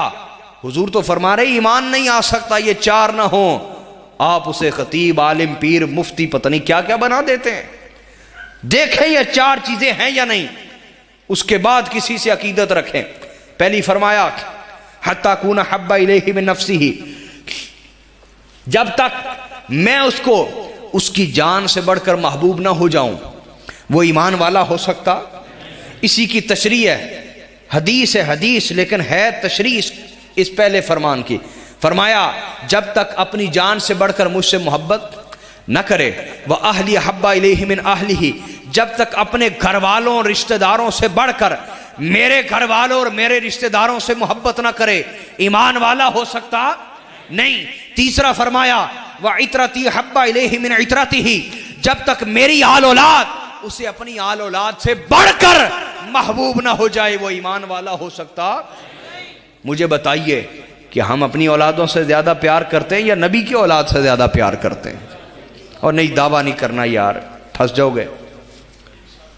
दावा और वादा बंदे को मारता है, फिर दावा गवाही हो जाती है, दावा गवाही हो जाती है, और झूठी गवाही बहुत बड़ा जुर्म है। झूठी गवाही ना दें, अपने गिरेबानों में झांकें। अगर मेरी बातें किसी को पसंद ना भी आए तो मेहमान होने के नाते मेरी बातें सुने और उस पर गौर जरूर करें। अगर हम अपनी औलादों से ज्यादा आले मोहम्मद से मोहब्बत करते हैं तो क्या वजह है हम अपनी औलाद में हजार ऐब देखने के बावजूद भी जो खूबी होती उसी को बयान करते हैं? क्यों भाई? और किसी सैयद के खिलाफ हमने कोई बात करनी हो तो हमें ऐब ही ऐब नजर आते हैं, खूबी कोई नहीं नजर आती। क्या वजह है? वो अलग बात जिसको आप ऐब कह रहे हैं वो ऐब है या नहीं, ये भी है या नहीं, बोले। बाज़ औक़ात जाहिल कह रहा होता है यार एडा वड्डा आलिम है तो किहो जे काम कर दे। जाहिल को पता ही नहीं होता कि जो वो काम कर रहा है वो दीन है, मुझे नहीं पता और मैं असल में जाहिल हूं। ऐसा होता है कि नहीं होता? जाहिल को पता ही नहीं होता और वो कमेंट कर रहा होता है कि ये गलत काम हो रहा है, बोले कि उसे पता ही नहीं होता। समझ आ रही कि नहीं आ रही? इसकी मैं कई मिसालें आपको दे सकता हूं। समझ आ रही कि नहीं? बोले मसलन मैं आपके सामने जूते पहन के नमाज पढ़ूं मस्जिद में, कैसा लगेगा? बोले बुरा लगेगा ना? आप मेरे खिलाफ बोलेंगे ना, लेकिन मसला नहीं पूछेंगे। आप कहेंगे असी मुफ्ती हैं जनाब, असी शाहरात फतवा लाना है। ये है तमाशा जो आज के दौर में चल रहा है। नबी की हया खत्म हो गई, अपनी जहालत पर शर्मिंदा नहीं है। जहालत का फख्र है, जहालत का फख्र है। आले मोहम्मद को जिन बातों पर गलत कह रहे हो, जानते भी हो कि मैं गलत हूं या वो गलत है? ये जानते भी हो इतना या नहीं? कोट आयात वालो, चूंग वालो, मानूवाल वालो, सुनो, उस सैयद की मुखालफत नहीं होती जो सुबह फैक्ट्री जाए, पैसा कमाए और आके बीवी बच्चे पाले। उस सैयद की मुखालफत नहीं होती। मुखालफत उस सैयद की होती है जो दीन का काम कर रहा हो। मुखालफत उस सैयद की होती है जो हुसैन बन के अपने नाना के परचम को बुलंद कर रहा हो। अपने मौलवियों, खतीबों, उलमा और पीरों को परखें। जो सैयद दीन का काम कर रहा है, हम करबलाई बनकर उसके साथ चल रहे हैं या नहीं चल रहे? हम करबलाई बने कि नहीं बने अभी तक? अपने उलमा को देखें, उनका रिश्ता कैसा है। जो सैयद दीन का काम कर रहे हैं उसके बारे उनका रवैया कैसा है। समझ आ रही है या नहीं आ रही? बोलिए, बोले ना यार। तो मैं ये अर्ज कर रहा था कि अगर वाकई हम अपनी औलादों से ज्यादा मोहब्बत करते हैं आले मोहम्मद से, तो उनकी तकलीफ नहीं देखी जाती, अपनी औलाद की। इनको हम खुद तकलीफ दे रहे हैं, सदात को तकलीफ दे रहे हैं। करबला में दी गई कि नहीं? करबला के बाद के दौर, आपने तो सिर्फ करबला सुनी ना, आपको सुनाई करबला आ जाती है। मिंबरों पर सैयदों को बिठाएं तो वो आपको बताएं ना कि हर दौर ही करबला रही है। बल्कि आप अब तो करबला भी नहीं सुनाई जाती, करबला को भी आपने फसाद का सबब बना दिया। कहते हम आ हुसैन वाले नहीं, हम वाह हुसैन वाले। क्या तमाशा है यार! हुसैन के नाम पर भी फिरका परस्ती शुरू कर दी। मोमिन वो है जब हुसैन का सब्र देखता है तो कहता है वाह हुसैन, और जब हुसैन अलैहिस्सलाम पर होने वाले जुल्म देखता है तो कहता हाय हुसैन, आ हुसैन। भाई ईमान वहां है जहां सब्र को देखो तो वाह निकले, और नबी के घराने पर होने वाले जुल्म को देखो तो आह निकले। जहां ये वाह और आ जमा नहीं, वहां फिरका परस्ती करने वाला मौलवी है, ईमान नहीं उसके अंदर, पैसे कमाने आया है बस आपसे। तो मेरे भाइयों, आले मोहम्मद के बारे अगर हम वाकई औलादों से ज्यादा मोहब्बत करते हैं, अपनी जान से बढ़कर मोहब्बत करते हैं, वो क्या वजह है? अपनी औलाद की तरफ तो हम कहते हैं, कुम मैली आंख ना वेखे तो सही मेरे पुत्रानो, हैं जी। और सदात के खिलाफ जो मर्जी नबी के मिंबर पर बैठकर बोल जाए, आपके अंदर गैरत ईमानी कोई नहीं? सोचने की बात है या नहीं? मेरी तरफ तवज्जो करें जरा यार, जागे, मसला है या नहीं? बोले, अगर आले मोहम्मद से अपनी औलादों से बढ़कर मोहब्बत करते हैं हम, तो क्या वजह है? लाखों रुपए महफिलों से कमाने वाले नात खां, बल्कि अब तो करोड़ों कमाते हैं, करोड़ों कमाते हैं, और लाखों करोड़ों कमाने वाले खतीब भी मौजूद हो मुआशरे में, और गरीब बेवा सैयदजादियां भी मौजूद हों, उनको पूछने वाला कोई ना हो। सैयदों के गरीब बच्चे तालीम से महरूम और मजदूरियां करें, यहां सरकार के बड़े बड़े अमीर उम्मती भी हों, वो मस्जिद में टाइलें लगाने पर बड़े खुश हों क्योंकि नंबर प्लेट लगती है ना। वो काम करवाएं पैसे से जिससे शोहरत मिलती है, शोहरत। लेकिन किसी गरीब सैयद के घर जाके सर झुका के नजराना देना, ये नेकी नजर नहीं आती। शर्म से मर नहीं जाना चाहिए इस उम्मत को कि हमारे बच्चे तो ईद वाले दिन खुशियां और रंग रंगीले मनाएं, और सदात के कितने गरीब बच्चों को इन गुनाहगार आंखों ने देखा है, वो ईद वाले दिन आलू छोले बेच रहे हो, वो ईद वाले दिन पानी बेच रहे हो बसों में, वो ईद वाले दिन गुब्बारे बेच रहे हो। क्या मुंह दिखाएंगे हम रसूलुल्लाह को? सोचिए, सदात को देना कोई एहसान नहीं करना आपने, अल्लाह और उसके रसूल ने खुमस मुकर्रर किया है सैयदों का हक। अब देखे कौन कौन देता है, ना आपके मौलवी देते हैं, ना आपके पीर देते हैं, ना आप देते हैं। खुमस माले गनीमत में से 5% आले मोहम्मद का हक है, कुरान ने मुकर्रर किया, मैंने नहीं। तमाम मादनियात जो पाकिस्तान से निकलती हैं, सोना हो, चांदी हो, तांबा हो, लोहा हो, दाते, जितनी मादनियात जितनी भी जमीन से निकलती हैं, कोयला हो, जो कुछ लोहा निकल रहा है, जो मादनियात पाकिस्तान से निकल रही हैं, उसका 5% आले मोहम्मद का हक है, रसूलुल्लाह ने मुकर्रर किया, मैंने नहीं। लेकिन आपके मौलवियों ने आज तक ये मसला बताया आपको? ईमानदारी से बताओ, बोले ना, वजह क्या है? सोचे जरा, हम अपनी जेबों की तो फिक्र करें, और आले मोहम्मद पर एहसान नहीं है, ये उनका हक कुरान और सुन्नत ने मुकर्रर किया है, हमें परवाह ना हो। पहला वो बंदा जिसने खुमस बंद किया आले मोहम्मद का, वो यजीद है।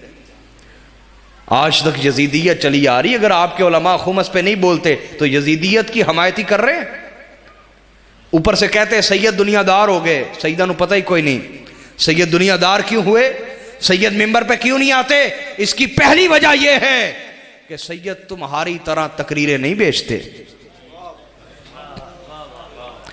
उनके घर भी जरूरियात हैं, फिर वो फैक्ट्री में लगते हैं, फिर वो कारोबार करते हैं, फिर वो रेडी लगाते हैं, फिर वो रोटी कमाते हैं। समझ आ रही क्या नहीं आ रही? दूसरी वजह जो सैयद कम आपको नजर आते हैं मिंबरों पर, उसकी वजह क्या है? उसकी वजह आप लोगों की मुखालफत है। हम आले मोहम्मद को अपनी जान का खतरा, माल का खतरा, इज्जत का खतरा कभी ईसाइयों से नहीं हुआ।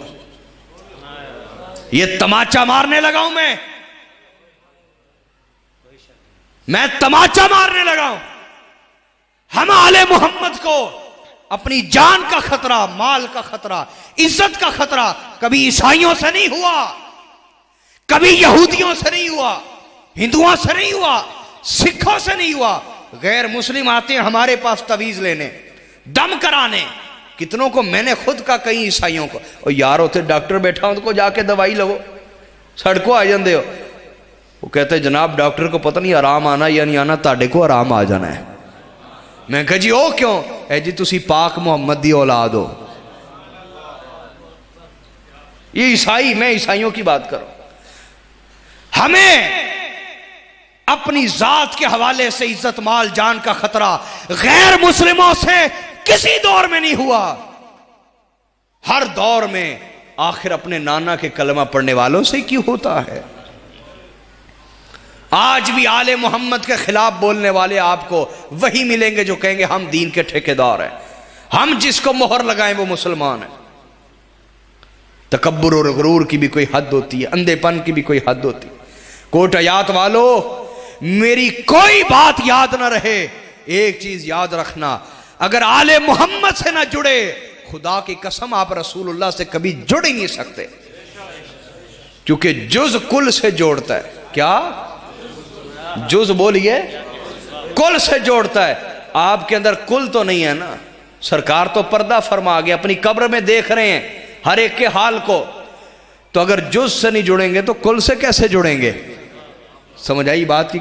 अपने दौर की करबला निभाएं, सदात से वफा करें। मैं चंद रिवायतें पेश कर दूं, चंद मिनटों के अंदर खुलासा कलाम करता हूं। आका ने फरमाया, जब तक 4 चीजें जमा ना हो वो ईमान वाला हो सकता।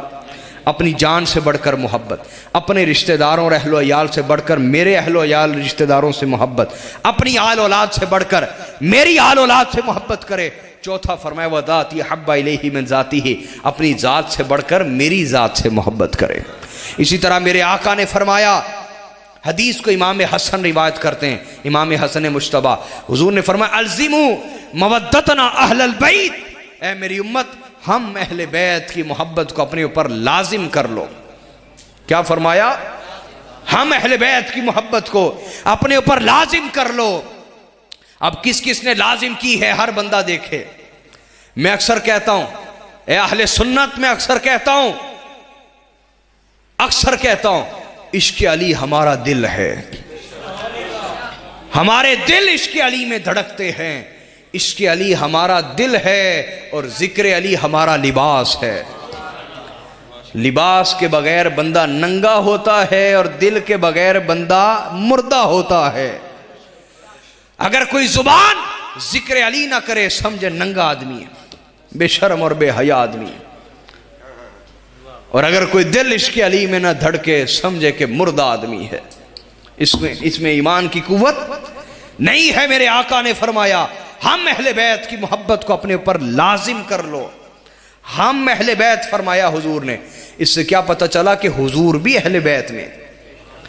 जो लोग कहते हैं सैयद बड़े मगरूर होंगे ने, वो सरकार को भी मगरूर कह रहे हैं, क्योंकि सरकार सैयदों में है, घर वालों में है, सरकार घर वालों में है। समझ आई बात की कि नहीं आई? तो आका ने फरमाया, हम अहले बैत की मोहब्बत को अपने ऊपर लाजिम कर लो। फ़इन्नहु मन लक़ी अल्लाह अज़्ज़ व जल व हुवा यवद्दुना दख़लल जन्नत बिशफ़ाअतिना। फरमाया, जो शख्स हम अहले बैत और आले मोहम्मद से मोहब्बत करेगा, अगर इस हालत में मरा तो हमारी शफात के सबब अल्लाह उसे जन्नत अता फरमाएगा। और आका ने इरशाद फरमाया, फ़इन्नहु ला यनफ़उ अब्दन अमलुहु इल्ला बिमारिफ़ति हक़्क़िना। फरमाया, किसी शख्स का अमल, नमाज, रोजा, हज, ज़कात, जिहाद, शरीयत की पाबंदी, ज़ाहरी सुन्नत की इत्तिबा, आका ने फरमाया किसी का अमल उसे उस वक्त तक फायदा नहीं दे सकता जब तक हम अहले बैत के हकूक की पहचान नहीं कर लेता। अहले बैत के हकूक की पहचान ही नहीं तो अहले बैत के हकूक अदा कहां से करेगा? पहचान ही नहीं। जैसे मैंने खुमस का हक बताया, जब पहचान नहीं तो अदा कहां से करेगा? आका ने फरमाया, किसी का अमल उसे उस वक्त तक फायदा नहीं दे सकता जब तक हम अहले बैत के हकूक की पहचान नहीं कर लेता। इस तरह मेरे आका सल्लल्लाहु अलैहि वसल्लम ने फरमाया, इन्नी तारिकुन फीकुम मुत्थक़लैन, ऐ मेरी उम्मत, मैं तुम में बड़ी अजीम 2 चीजें छोड़ के जा रहा हूं। हदीस सही है, सही मुस्लिम के अल्फाज है।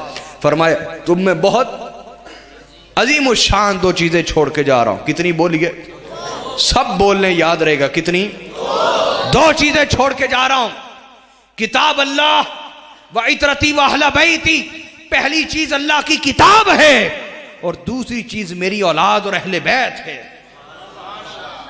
फरमाया, खबरदार खबरदार, उन्जुरू कैफ तखलुफून फी थक़लैन, ध्यान करना इन दोनों चीजों के बारे में तुम मेरा हया कितना करते हो।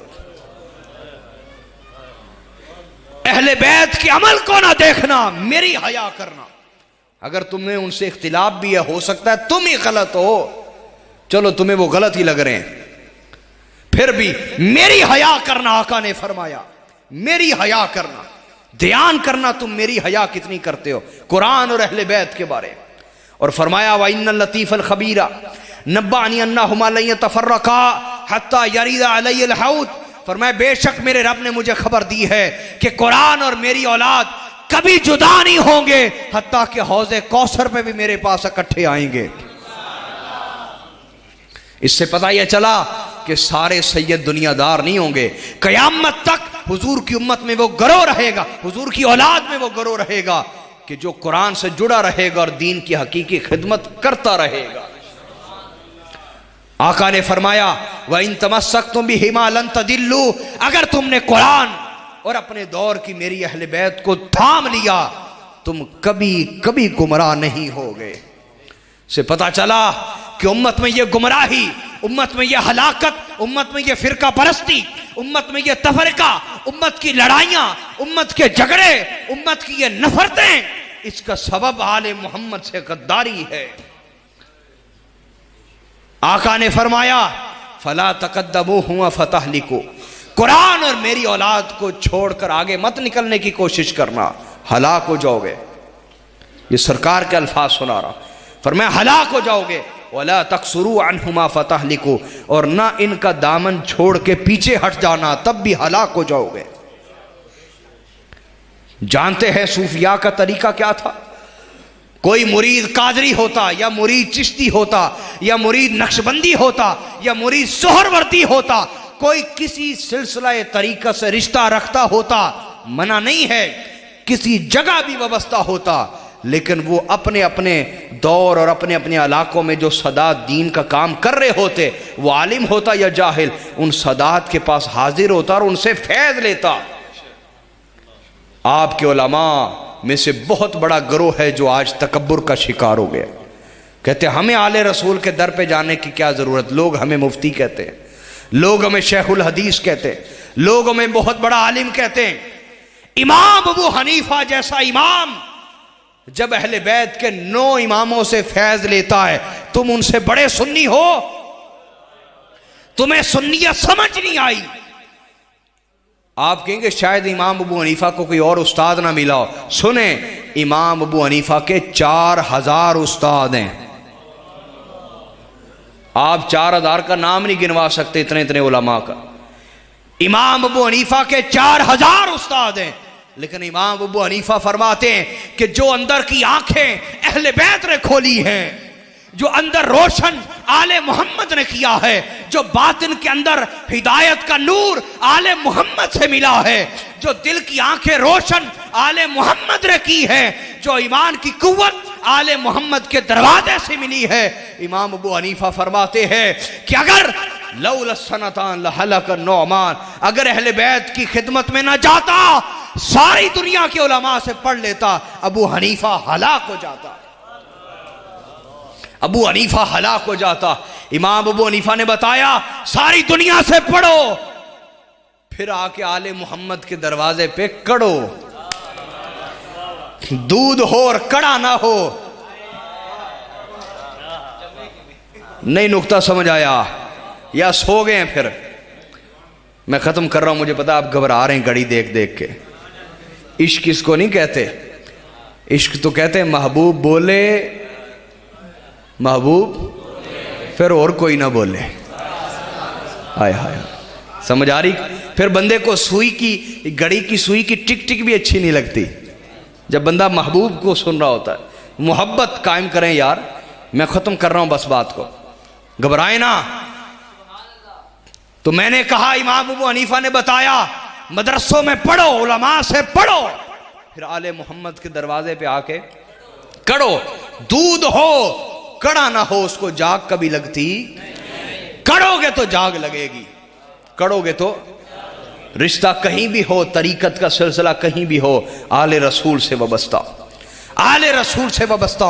मेरे आका ने फरमाया इनसे आगे निकलोगे हलाक, इनसे पीछे रहोगे तब भी हलाक। लिहाजा आका अलैहिस्सलाम ने फरमाया अपनी औलादों को कितनी चीज़ों की तालीम देनी।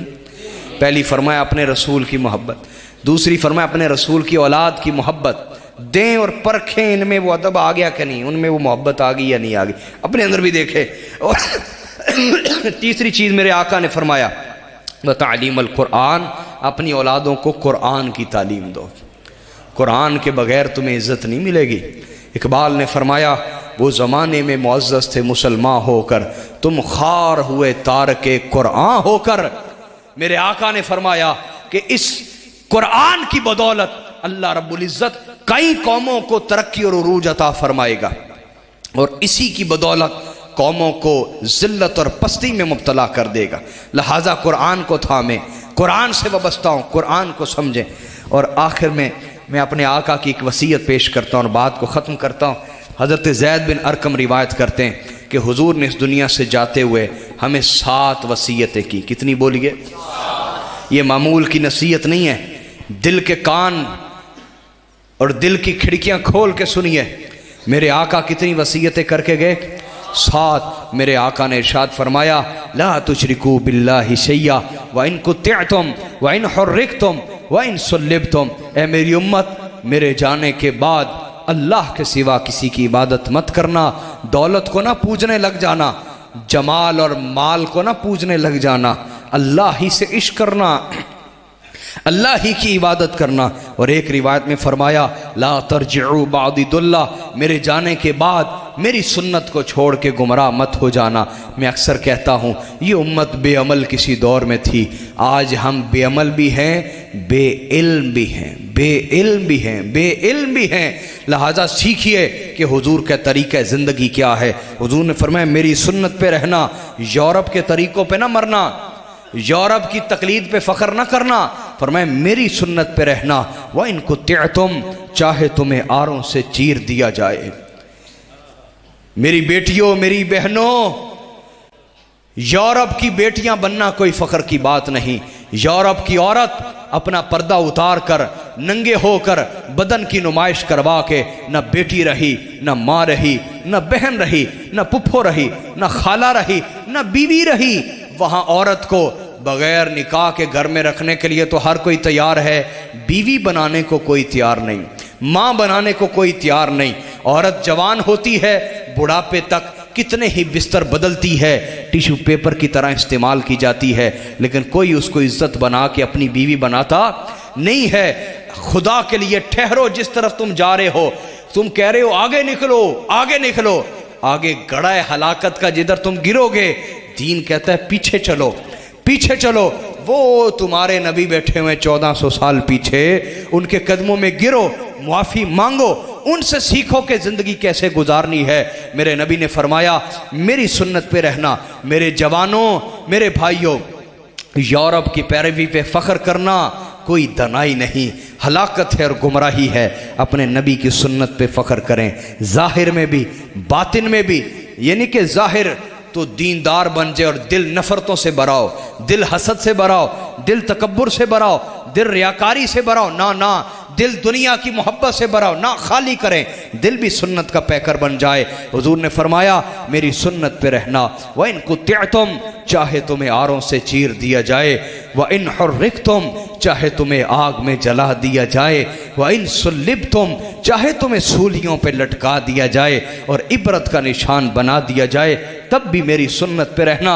आगे इरशाद फरमाया वला तत्रुकु सलात मुतअम्मिदीन फमन तरकहा मुतअम्मिदन फक़द खरज मिनल मिल्ला। कभी नमाज न छोड़ना, नमाज न छोड़ना, जिसने एक नमाज जानबूझ के छोड़ी वो मेरी मिल्लत से खारिज हो गया। तौबा कर लें और जिद छोड़ें और दलीलें छोड़ें, नमाज की पाबंदी कीजिए, नमाज की पाबंदी कीजिए। आगे मेरे आका ने फरमाया वला तशरबुल खम्र फ़इन्नहा रासुल खताया कुल्लिहा, कभी शराब न पीना, कभी नशा न करना, क्योंकि नशा और शराब हर गुनाह की जड़ है। अगर तुमने नशा किया हर गुनाह कर लिया, अगर शराब पी हर गुनाह कर लिया। और एक रिवायत में फरमाया जिसका जिस्म हराम से बना हो या पला हो वो इस ज़्यादा लायक है कि दोज़ख में जला दिया जाए। फरमाया शराब कभी मत पीना। आगे इरशाद फरमाया वला तफिर्रु मिनल मौत, मौत से भागना ना, मौत के लिए तैयार रखना, तैयार रखना, खुद को तैयार रहना, मौत के लिए तैयार रखना। और शहादत की मौत मांगना अल्लाह से, क्योंकि अजल ही ने छोड़ा न किसरा न दारा, इसी से सिकंदर सफाते बिहारा, हर एक लेके क्या क्या न हसरत सिदारा, पड़ा रह गया सब यूं ही ठाठ सारा, जगह जी लगाने की दुनिया नहीं है, ये इबरत की जा है तमाशा नहीं है, यही तुझको दुन है रहूं सबसे बाला, हो जीनत निराली हो फैशन निराला, जिया करता है क्या यूं ही मरने वाला, तुझे हुस्ने दुनिया ने धोखे में डाला, जगह जी लगाने की दुनिया नहीं है, ये इबरत की जा है तमाशा नहीं है। आगे फरमाया वला तासी वालिदैक वइन मराकन तखरुज मिन दुनिया कुल्लिहा फखरुज, माँ बाप के सामने बोलने वालों, माँ बाप के सामने बदतमीजी करने वालों, माँ बाप के गिरबान को पकड़ने वालों, माँ बाप को घरों से निकालने वालों, सुनो मेरे आका ने फरमाया अपने माँ बाप की नाफरमानी न करना। अगर तेरे वालिदैन कहें हमारी खातिर सारी दुनिया छोड़ तो छोड़ देना, अपने माँ बाप को कभी ना छोड़ना, अपने माँ बाप को कभी ना छोड़ना। आगे इरशाद फरमाया अल्लाह की नाफरमानी से बचना, अल्लाह पकड़ करने पे आए तो छोटे गुनाह पे भी कर लेता है, छोटे गुनाह को भी मामूली ना समझना। आगे इरशाद फरमाया अपने घर वालों को सख्ती से दीन पे लगा के रखना, ढील न देना। बच्चे हैं, कुड़ियाँ ने, मुंडे ने, कर लें दो, मौज कर लें दो, ना ना, सख्ती से दीन पे लगा के रखना। और आगे इरशाद फरमाया जो तुम पर हकूकुल इबाद हैं, बीवी के, शोहर के, औलाद के, वालिदैन के, हमसायों के, उलमा के, सदात के, आले रसूल के, बुज़ुर्गों के, कमज़ोरों के, छोटों के, सब के हकूक़ अच्छे तरीके से अदा करना।